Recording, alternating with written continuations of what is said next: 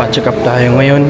Ayun nga, yung naging problem ko noon is bumabalik pa rin eh. Kumbaga bumabalik-balik, kaya kinakailangan mapa-check up natin para alam mo yun, wala tayong doubt o hindi tayo nag-worried, walang haka-haka, ganon. Kaya magpapa-check up tayo sa loob para ayun, di na rin ako nag-iisip-isip, di ba? Sa araw-araw nga natin na mission ay meron tayong nararamdaman, pero kinakailangan nating napilitin ang ating mga sarili na maging masaya. So may nakita lang ako dito guys, medyo nakakalungkot, pero okay lang naman, kaya pa naman. So yung baka kasi dito guys, ayan o, lungkot-lungkot niya. Kita ba? Ayan o.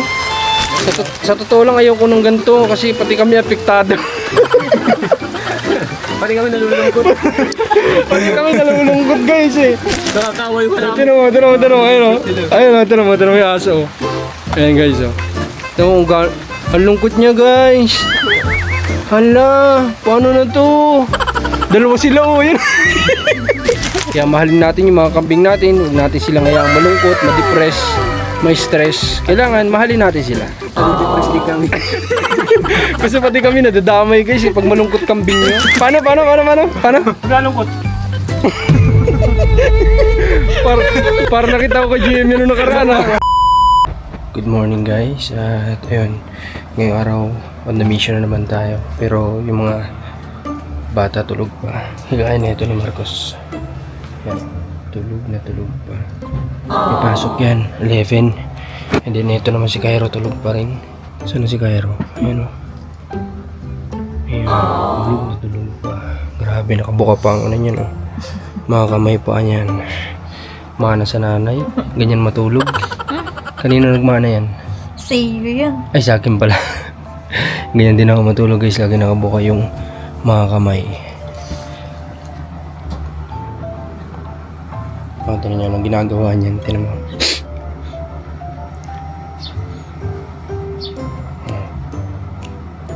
Diba? Ano hinahanap nun? Ikaw. Nag-ano ako sa ilalim ng unan.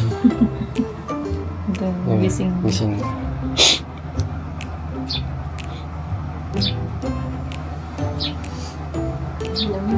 Yeah. Lamig daw. Marunong na magkumot dati. Walang alam yan magkumot. Ngayon alam na. Ito yung wala pang alam. Kailangan maturuan paano magkumot. Tinatadyakan nga ang kumot. Tinatadyakan ng kumot.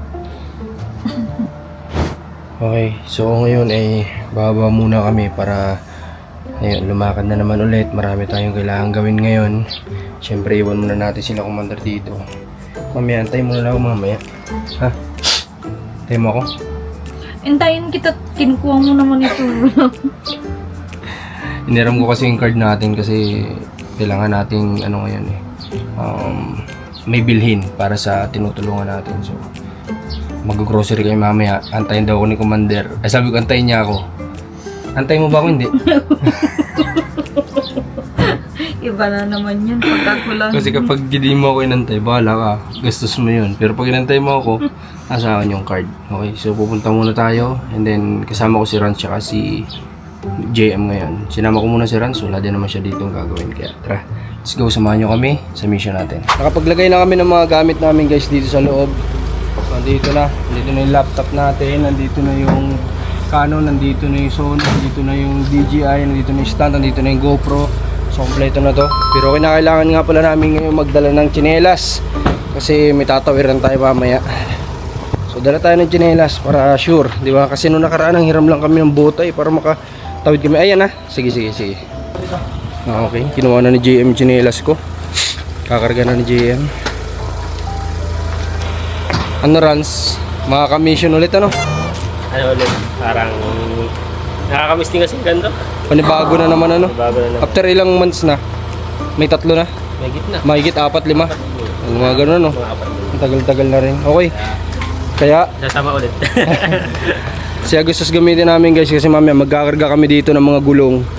Kaya ito gamitin namin. Si Bana kasi nung last time dala namin ni Mac, hindi kasya yung 6 na gulong eh. Kaya ito gamitin natin. Kapag may kargahan syempre, siya gusto si maasahan natin dyan. Magpainit muna tayo ng makina. And then, punta tayo kay doktora. Tara. may kailangan si GM dito kay doktora. O nga pala, napakaswerte namin dito kasi pedya tong kaharap namin. Ito bahay namin, pedya kaharap. So, swerte, di ba?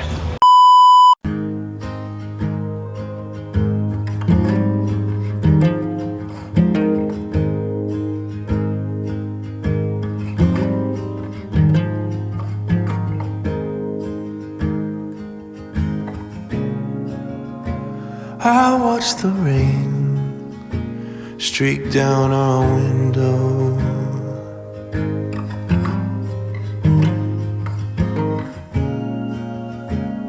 We never dreamed it'd get this bad.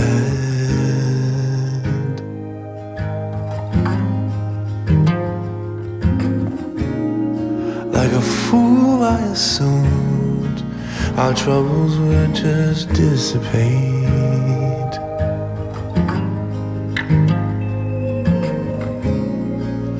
Why do we wait to change until it's too late?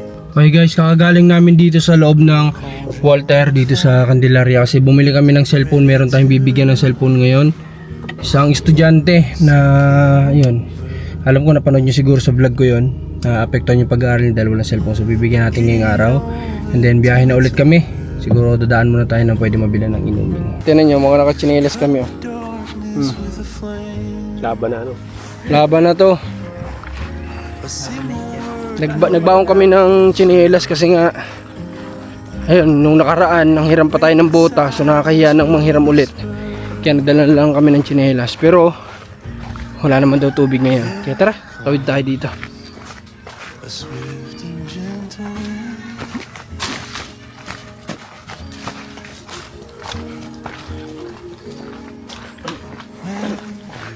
Pabagsak na naman yung ulan guys.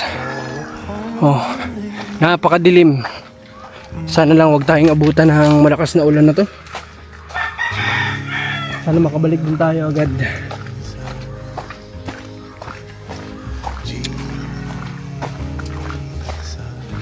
Ayun, naririnig na namin yung ano, tubig pero mukhang mahina nga ngayon.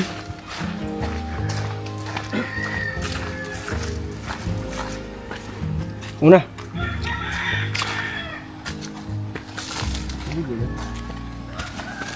Ah, may tubig.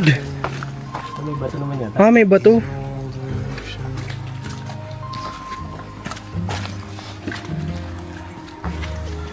Ay. Nagmamadali.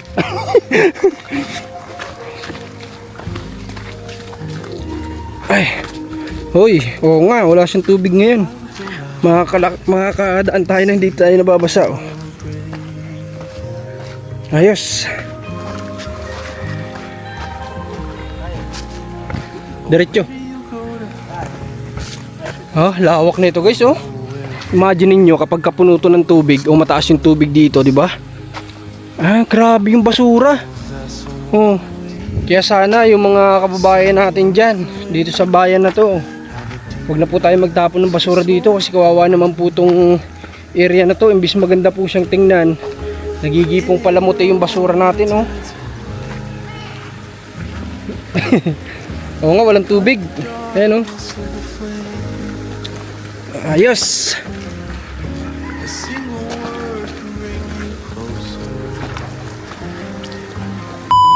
You break the silence with a whisper. Well, there comes a swift and gentle aid.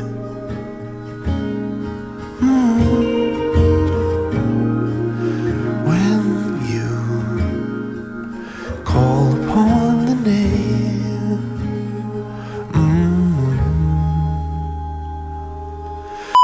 Alright guys, nagbabalik tayo dito sa channel ni Commander.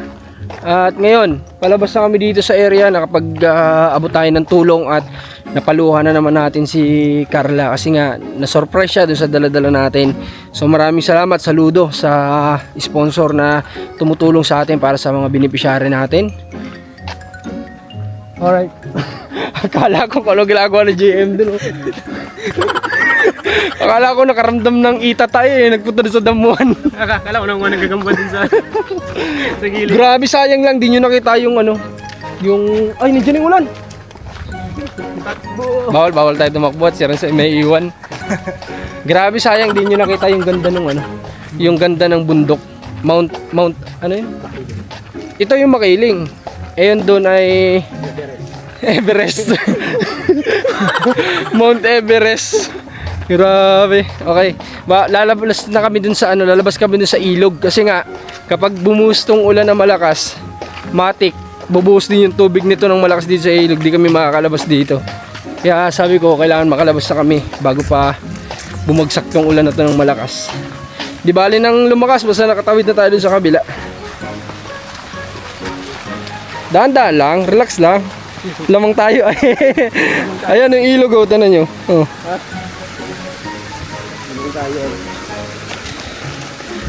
Ayan. Paano? Mababasa tayo nito. Ha? Yung camera. May taklo. Ano, tara. Kesa abutin tayo ng malakas niya. Madilim pati, oh. Kaysa naman abutin tayo dyan, mas mahirap dyan abutin. Kasi ito sabi ni Pastora, basta na lang daw bumubuhos yung malakas na tubig dito. Hindi ko alam kung may pinanggagalingan siya dun. Right. Ito ng ilog, yung malawak na ilog pero walang tubig. Ang baho ng ano, singaw. Nakakakabag yan. Tara, kumukulog na. Guys, kumukulog. Kumukulog. Tara.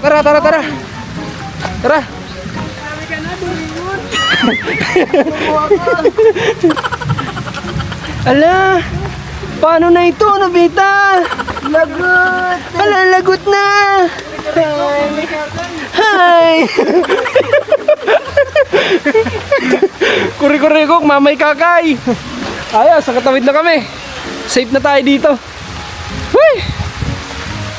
Ay, punta na lang kami sa sasakyan. Then, ayun, diretso ano na tayo. Batchin na tayo, guys. Guys, inabot kami ng ulan. Dito, nakasilong muna kami. Ayan. O, at least, malapit naman na. Ilang hakbang na lang. Doon na kami sa sasakyan. So, may nakita lang ako dito, guys. Medyo nakakalungkot. Pero okay lang naman. Kaya pa naman. So, yung baka kasi dito, guys. Ayan o, lungkot-lungkot niya. Kita ba? Ayan o. Eh, grabe. Tunan mo nga dyan sa DSLR para may pakita natin kung gaano siya kalungkot. Ayan guys, oh, pakita ko sa inyo. Ayan o, di ba? Oh. Ayun. Kawawa naman. Ang lungkot-lungkot niya, guys. Sa totoo lang, ayaw ko ng ganito kasi pati kami apektado. Pati kami nalulungkot. Pati kami nalulungkot, guys eh. Huwag ka na malungkot. Pag nakakita kami ng malungkot na ganyan, nalulungkot din. Nalulungkot din kami, guys. Kahit manok, kapag nakita. Napaka-OA mo naman. Naiiyak kami, guys. Naiiyak kami, guys, kasi ang lungkot ng manok. Di na, sabihin sa'yo na ano, napaka-emotional mo naman. Nakakaway mo namin. Tino mo, ayun o. Ayun o, tino mo yung aso. Ayan guys o. Tino mo, ang lungkot niya, guys. Hala, paano na to? Dalawa sila o, yun. Problemado sila, guys. Ano yung kambing? Kasi yung kambing. Malungkot din. Yan ang mas malungkot at nagulat. Bakit kaya nga ang kambing takot sa ulan? Maliit ang butas ng ilong. Hindi sila nakakahinga? Paano nangyari? Bawal silang mabasa? Okay. Pag nagkasipon sila patay agad. Kaya bawal magkasakit. Okay, yun pala yung guys. Dahil yan kay Kuya Rans. Natin nadaan. Baka ganun nga siguro. Guys, sa mga nakakaalam, comment nyo nga po dyan sa baba kung talagang ang kambing kaya bawal mabasa ay maliit ang butas ng ilong, bawal magkasipon. Pero pwede magkaubo. Pwede magkalagnat. Basta walang sipon. Pwedeng magkalagnat, wag lang sipon. Yan ang bawal sa kambing. So, napaka-sensitive pala ng kambing, guys. Kaya mahalin natin yung mga kambing natin. Huwag natin silang hayaang malungkot, ma-depress, may stress. Kailangan mahalin natin sila. Nadidepress din kami. Kasi pati kami nadadamay guys pag malungkot kambing nyo. Pilitin natin silang mapasaya guys. Lahat ng pag-aaliw gawin natin. Bigyan natin sila ng party. Hala, nakakawa yung halaman. Naulanan. Naulanan, hala, nagut. Hi, naku. Sisiraan na ako ng ulo dito. Ang tagal tumila ng ulan. Sabi, pag malungkot tayo, ganyan daw ginagawa. Paano? Malungkot. Para nakita ko kay GM yun nung nakaraan ha. Para nakita ko sa iyo yun ha. Ganyan yung nakita ko kay GM nung nakaraan eh. Hala, nakakalungkot. Biglang nalungkot. So paano, tara? Wala na yata? Opo. Tara. Sabi, parang hindi naman yan malungkot to, masaya. Ayoko dito. Madaming malungkot dito. Pati ako apektado guys. Tandaan? Ha? Saan ba dyan? May daan kaya dyan na hindi maputik? Try kaya natin. Tandaan dito. Ha? Parang doon yan papunta sa kabilang gate. Oo nga no. Dito na lang tayo. Kasi dito ko rin naman nakikita yung iba dumadaan. Di bali magpapalit naman tayo dun sa ano. Grabe. Ito na yung baka guys oh. Malungkot kanina. Ay, ano kung Yan bakit siya. ka nalulungkot mo? Bakit? Hindi siya kasya doon sa ginawang Okay. Kahit sino naman siguro guys. Magiging malungkot kapag ka ganito. Ikaw ba naman baka? Ginawang ka ng kulungan ganito lang kalaki. Hindi ka kasya, malulungkot ka talaga dyan. Di ba? Hindi pa siguro. Hindi na pinalitan. Ayoko dyan. Maputik dyan. Dito ako sa kabila. Hindi ito pinadaan. Ay, sana naman walang batang pumunta dun sa sasakyan natin. Kasi sabi nila malilikot daw yung bata dito. Baka kiskisin nila ng bato. Wala na tayong magagawa dun. Di naman natin pwedeng ipaproblema pa sa mga magulang nila yun, di ba? Kaya yun yung iniiwasan natin. Alright. Malapit na. Kunting-kunti na lang. Nasa sasakyan na tayo. Mission success naman tayo ngayong araw guys. May mga nagawa tayong mission. Makabuluhan yung araw natin sa madaling salita. Ay. Ito na. Tawid na tayo dito. Ay, nabida!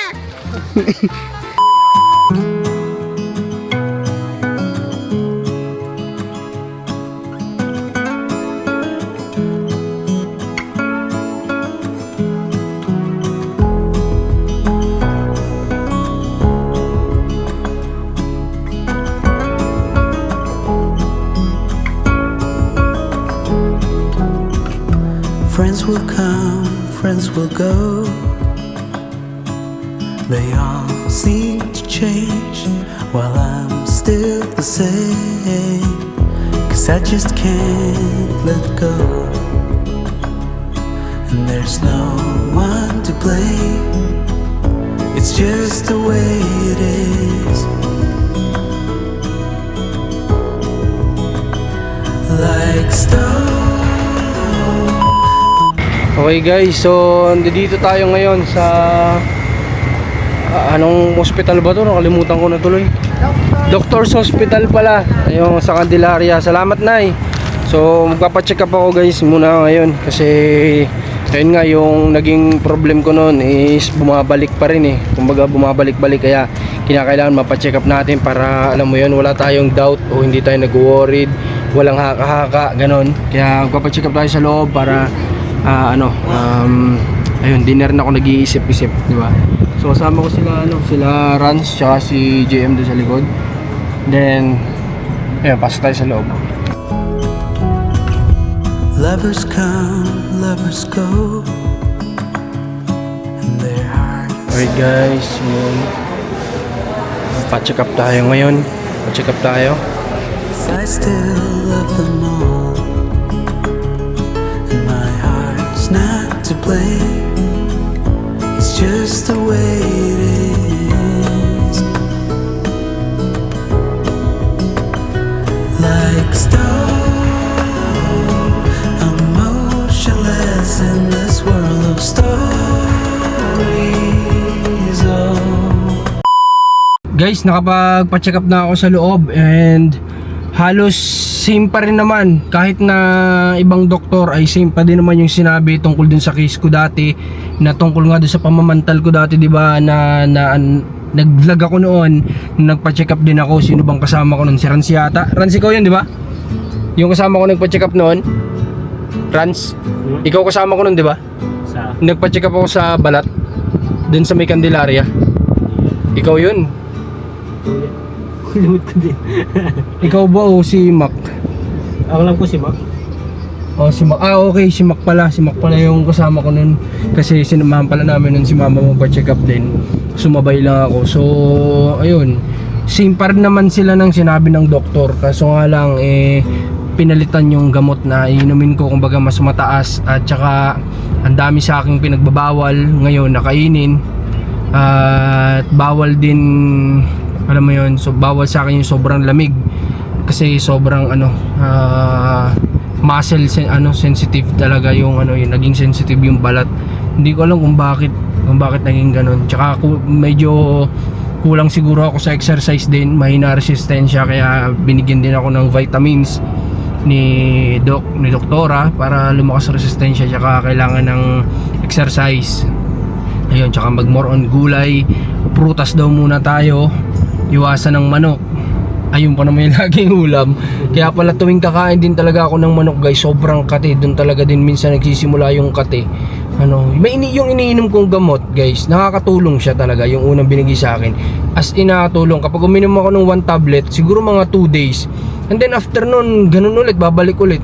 Pero siguro sa ko na din, sa kumbaga sabihin na lang nating bad habit siguro na ginagawa ko sa sarili ko, alam mo yun, malakas sa kanin, na pwede din kasi maging cause daw dito yung diabetic. So may lahi pa naman yung tatay kong ganun. So din siguro wala ding disiplina siguro talaga sa pagkain. Masyadong makanin, mataas ang sugar ng rice natin dito sa Pilipinas. So siguro isa na rin sa cause yun. Baka talagang kaya bumabalik-balik siya. At least nalaman ko na wala namang magiging problema, kasi nag-worried lang ako baka sa atay ganyan. So sabi ko, umiinom lang naman tayo occasionally, napakabihira sa isang taon yan. Kaya sabi ko parang imposible naman. Pero ayun, sabi nga ni Doc, para din hindi ako mag-worried. Pero sinasabi niya na hindi naman daw, magpa-check na lang din daw ako, magpa-lab. So magpapa-lab test na sana ako ngayon. Ito yung papel. Ito, yan yung request ng lab test. Kaso nga lang, ang problema natin dito, guys, ay may fasting pala to, 6 hours. So kakakain lang kasi namin ng umagahan, hindi ako pwede. Kaya sabi ko, babalik na lang ako, it's either mamayang hapon kung open pa rin yung laboratory nila. Mabilis lang naman yan, yung mga lab test na yan, di ba? I-check yung dugo kung tapos yung ihi natin. Sa ihi pala, doon palang makikita na kaagad kung andun lahat ng sakit, makikita, di ba? So akala ko may procedure silang gagawin para tingnan yung atay ko, pero hindi pala ganun. Sa ihi lang malalaman na kaagad. Okay, so pabalik na rin kami sa bahay. Ayun, salamat sa kasama natin ngayon sa pagpapacheck up kay JM tsaka kay Luke. Tsaka shoutout kay nanay, nagpa-picture kanina. Salamat po sa suporta niyo, baka mapanood niyo to kay Commander. Then let's go, uwi na muna tayo.